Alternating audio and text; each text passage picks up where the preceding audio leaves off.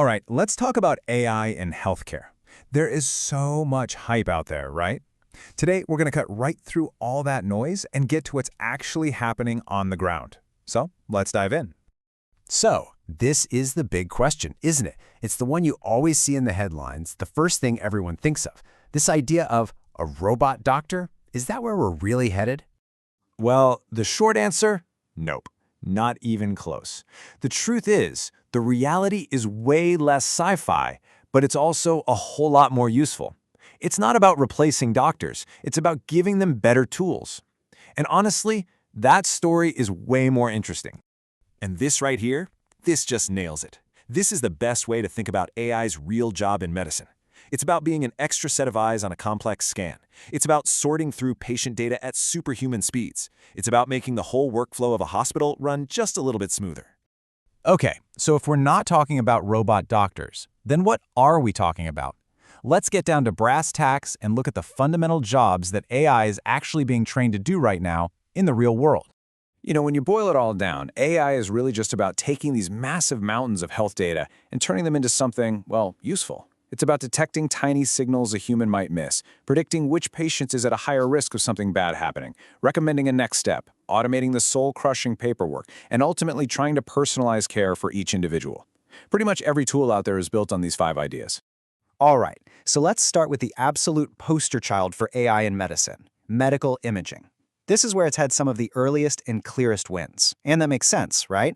Analyzing images is all about spotting patterns, and that's something these systems are incredibly good at. And this is where that second set of eyes idea really comes to life. We're talking about AI acting as a tireless assistant, flagging a tiny spot on a mammogram that needs a closer look, or bumping a scan that looks really serious to the top of the pile for a radiologist. It's not about being smarter than the doctor. It's about helping that doctor focus their limited time and attention on what matters most. And if you want to see the impact, look at this. A really big, important study in Sweden found that when they used AI to help screen mammograms, it cut the amount of time radiologists had to spend reading scans by almost half. We're talking a 44% reduction in workload, all while keeping patients safe. I mean, think about that. That is an absolute game changer for tackling burnout and making the whole system more efficient. Okay, so imaging is the cool high-tech stuff. But AI is also taking on something way less glamorous, but honestly, maybe even more important. The never-ending mountain of paperwork that just clogs up the entire system. And let's be real for a second. This isn't just about annoyance. Paperwork is a clinical risk. Every single minute a clinician spends wrestling with a form or a computer screen is a minute they're not spending with the patient. It's a drag on their energy and attention, and that's a direct threat to good care. So where is this actually happening? Well, it's in all these little things that add up. It's AI listening to a doctor-patient conversation and drafting the clinical note. It's helping with those ridiculously complex billing codes. It's sorting through patient messages so the urgent ones get seen first. This is the behind-the-scenes work that can make a huge difference in the clinician's day. Okay, so far it all sounds pretty great, right? But, and this is a huge but, we have to do a reality check. Because this stuff is powerful, but it's not magic. And it comes with a whole new set of very serious risks that we have to get right. And this slide tells a story we see over and over again. It's the classic tale of the lab versus the real world. A company built a model to predict sepsis, and in their own controlled tests, it looked amazing. But then, when other researchers tested it in the chaos of a real hospital, the performance was way, way weaker. What works on clean, perfect data often stumbles in the real world. So what happens when you have a noisy model like that, one that's constantly crying wolf? You get something incredibly dangerous, alert fatigue. If a warning flashes on the screen too many times when there's no real problem, humans do what humans do. They start to ignore it. It becomes background noise. And look, alert fatigue is really just the tip of the iceberg.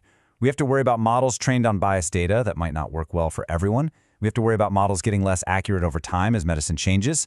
And with all this new generative AI, we have to worry about them just making stuff up. It all leads to this massive question. When something goes wrong, who's actually responsible? So, with all these risks, what do? Just give up on the whole thing? No, of course not.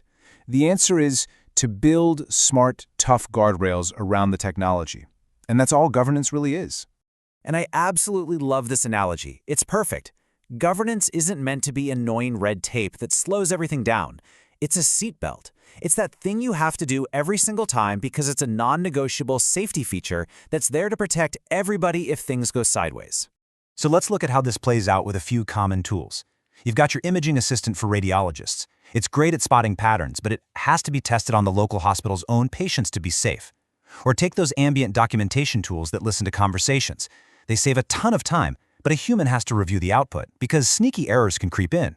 You see the pattern here, right?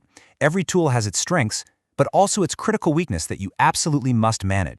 And all of this, the good, the bad, the risky, it all leads to one really important conclusion about the future. It's not about humans versus machines. It's about a partnership. This right here is the formula for success. It's the winning pattern. You let the AI do what it's good at, the heavy lifting on patterns, the mind-numbing admin tasks, and that frees up the human clinicians to do what only they can do, use their judgment, understand the patient's unique context, and ultimately be the one who is accountable for the patient's care. And that brings us to maybe the single most important takeaway from all of this. AI is not going to replace doctors and nurses. But the doctors and nurses who understand how to use these tools, and just as importantly, who know when to be skeptical and challenge them, they are the ones who are going to define what the future of medicine looks like. So I want to leave you with this one question. It's the question that every single hospital, every clinic should be asking before they even think about buying a new AI tool. What clinical decision does this change? Because if a tool gives you a cool prediction but doesn't actually change what you do for the patient, then it's not a clinical tool. It's just a fancy dashboard. The goal isn't just to know more, it's to do better. Thanks for joining me.